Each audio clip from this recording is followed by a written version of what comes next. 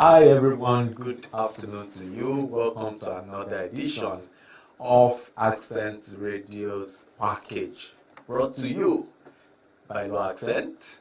And today we're going to be having a conversation, and it's awesome.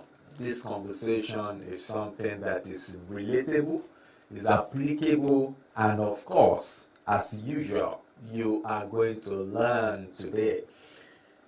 The conversation is built around a question, and I'm going to read out that question. Can emails, chats, and other written conversations be used as evidence in the court of law? Just before we get to that question, let me start with a story. It's the story of Jane. Coincidentally, Jane read my book, Think Like a Lawyer, and one of the things Jane learned from this book, the chapter that discussed writing it, Jane picked the portion where I had stated that nevertheless, so having your discussions in black and white may not be realistic at all times. Nevertheless, you can make it a point of duty to recap conversations through email, text message, etc. And so this was a point for Jane to hold on to.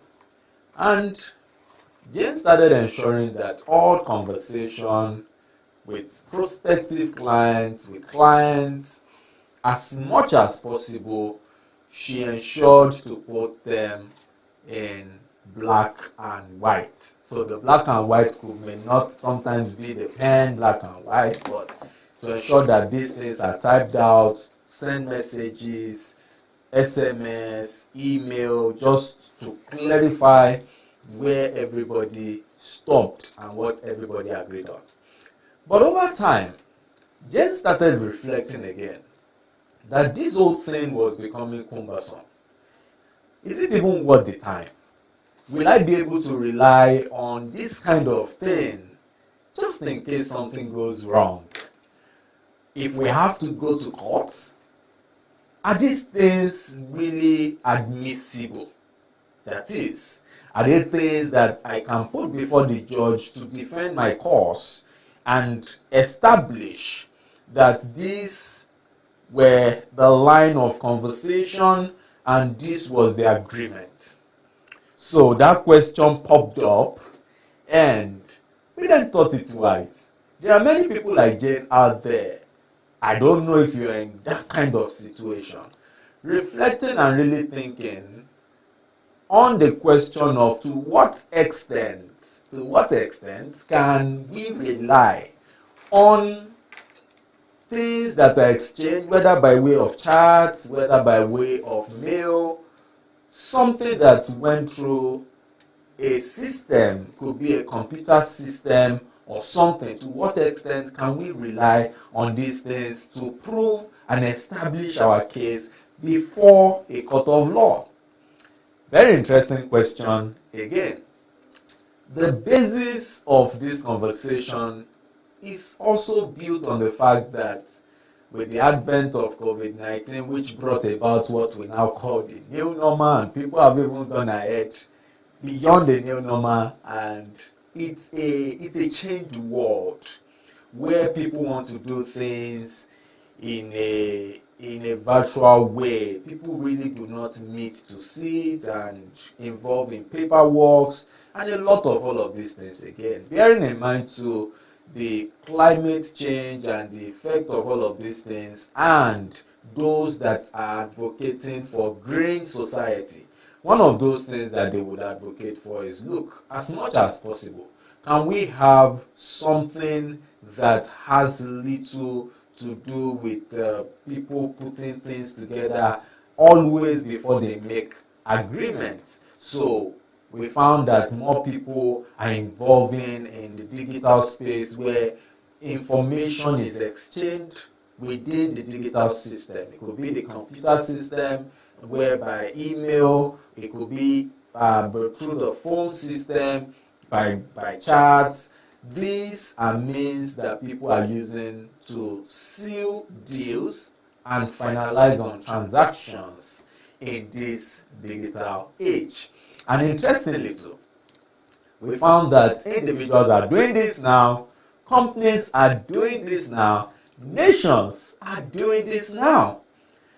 I love the fact that before this time, so I'll just give an example. For instance, there was a particular conference that I could have needed to go for physically, but the new normal made me to be able to attend virtually and then present my paper. I mean, isn't that interesting? So all of these things comes with other issues around how enforceable, how applicable, how valid are these things that we do within the virtual system. How valid are my conversations when I share them and I want to use them as a proof of things that were said and things that weren't said? How valid are these things? So, this whole thing is interesting and it becomes the very basis for this kind of conversation. So, we're going to be talking courts today. How do you use all of these things in the court of law? And we will try as much as possible to make this practical, relatable, and highly interesting for our viewers. So let's start by establishing something. Broadly speaking, the basis of tendering evidence, giving evidence, it could be a document, it could be saying something about what happened, it could be an instrument, it could be an object, it could be anything. The basis of the court saying, when I say the court, I mean the judge. The basis of the judge accepting those things will be on the question, how relevant is this thing? So let's assume, for instance, that I go to court and I'm contesting the ownership of a land.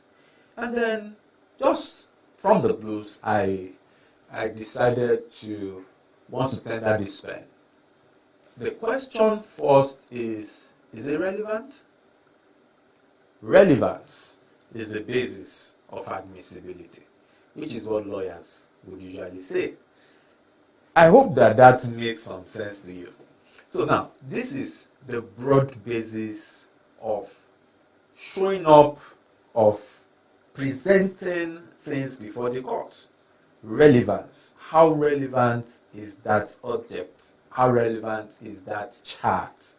How relevant is that thing that you are seeking to rest on, to establish, to justify your position, your story, your case before the courts? Now, when you move from there, you then move to, so how do I now use charts and other things to establish my case before the court? I need to let you know that trying to rest or trying to prove your case through things that go through the computer-generated evidence, trying to rest on it in most cases is not as straightforward as people think. Now, this is because it is the notion, which is pretty true, that many people, or better still, let's put it this way, things that pass through computer could be manipulated. Somebody could rush to a computer, even adjust a PDF, convert it to documents, make some adjustments in between, and then lock it up again to PDF and have it printed out. And so, this is just one out of many examples of how computer-generated documents can be manipulated. So for this very reason is why there are things put together for those that are seeking to rely on, especially correspondence, things that happen. So if you are unable, so let's say that you had a chat, if you are unable to present the phone itself that has all of this conversation, which will now become the primary evidence if you're unable to present it. That's why the law allows you to be able to print all of these things so far you are able to follow these requirements which we are discussing today. So what are these requirements? Let's get into them. I need to let you know that the requirements are found in the law which is titled Evidence Act. Evidence Act. Have you heard of Evidence Act before? Get to the comment box and let me hear from you. So, Section 84, precisely Section 84, talks about what we want to discuss and how you should go about it. So, first thing first, I've tried to help you understand that if it's a chat, is that you are willing to drop your phone or you want to print this whole thing out, and when you want to print them out, there are things you need to follow. And if it's an email, well, do you want to drop your laptop? Do you want to drop your laptop? I bet you don't want to drop your laptop. So you just want to have the email extract printed out and then delivered to the court. And then if it's maybe some other written conversations, you want to put this whole thing together and have them presented before the court. So how do you go about it? First thing you need to understand is that, so as remember we said that the rationale for this is because this whole thing can be easily manipulated. So for that reason, the law then mandates that there must be somebody to depose to an affidavit. An affidavit could be in form of a certificate. Now the law calls it a certificate, but usually it's in form of an affidavit. So what the person will be saying is, look, I printed this thing. I have control over the computer that generated this document, and I am attesting to the fact that this thing was printed in the normal course of business. So we didn't rally round to go put this computer together for this purpose, so as to just for this purpose. It was done in the normal course of business, and the computer was in active use, had no fault, or even if it had a fault, such fault wasn't such as to make the content to be adjusted from the original. Remember, computers, the way they work, it's more like garbage in, garbage out. So what you input determines your output. But when the input is being manipulated, so such that what was imputed now isn't what is coming out as an output, but has now been manipulated. Now, this is what the law frowns at. So, by law, there ought to be somebody attesting to the fact that, look, the computer was in good shape. Even if it wasn't in good shape, it was in such a state as not to maybe automatically change what was garbage in, but it was in such state that whichever way it did that work without adjusting or manipulating the content. And then this person is also going to be testifying that, look, this is what we use it for. And as said earlier on, it's going to be in form of a certificate. So a certificate could be more like, the content is more or less like an affidavit. Now, this whole thing is by way of style. The certificate could be a statement that goes straight forward, analyzing all of these things we said. I, Itayo Ogunyemi, testified that I printed blah, blah, blah, blah, and I printed it on a MacBook Air, blah, blah, blah. So you need to give particulars, details of the equipment, the tool, the computer, the gadget that you use to print. These are things you just need to be as elaborate as possible, just to establish that, look, this whole thing wasn't manipulated.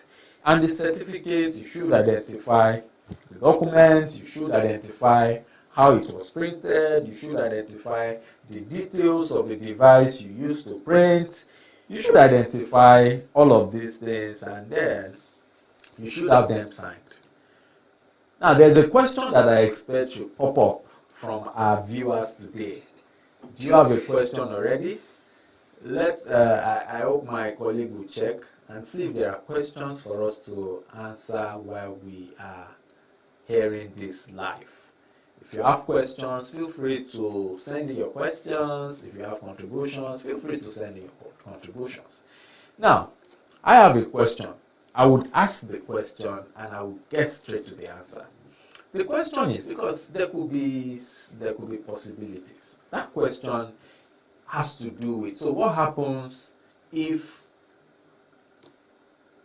I want to, these are my contents, but they weren't printed on my computer, or they weren't printed with my computer. What happens if I actually had to go to a business center to have this content printed out? What happens if, let's say, which is very realistic, what happens if these documents were generated from the bank? Am I going to be telling the operating officer, please, I need you to sign a certificate saying blah, blah, blah, blah, all these things that we've said? So how do you deal with such a situation? Let me get into it. The way to deal with it is also to get back to what the law says. Interestingly, this seems to be a lacuna under Section 84 of the Evidence Act. So, by judicial pronouncements, it is now well established that having to get people to get a certificate in such situation might even mean that one is getting them to lie on oath. You can't do a certificate about a document you didn't print, about a document you didn't have power over the computer that printed, about a document that did not emanate from you, even though you paid for it to get to you. So, law would always be interpreted in a way that it can do the possible. Law will not compel people to do the impossible. It is going to be impossible for somebody who wasn't the one that got this thing printed in place in the first place to do a certificate, because such a person will be lying on oath. So, the way forward, which the law now, which courts and judges have agreed on, is that this is a reasonable exemption to Section 84. That is, you can still rely on a document that was generated electronically, generated by computer. It could be an email, it could be chat, it could be other written conversation. So far you are able to establish that it didn't come from you, you didn't have power over the printer, the printout, you couldn't have had such a power, and all of these things didn't come from you. I hope that's a good law in the first place. Let's know what you think about it. Get to the comment box and let's hear from you. So I hope you've been able to learn one or two things today, and we want to ensure that this conversation continues. Please get to the comment box, ask your questions, make your contributions, let the conversation continue. Thank you for joining us today. My name is Eyitayo Ogunyemi, and we will be here again live tomorrow. See you then. Thank you. Bye.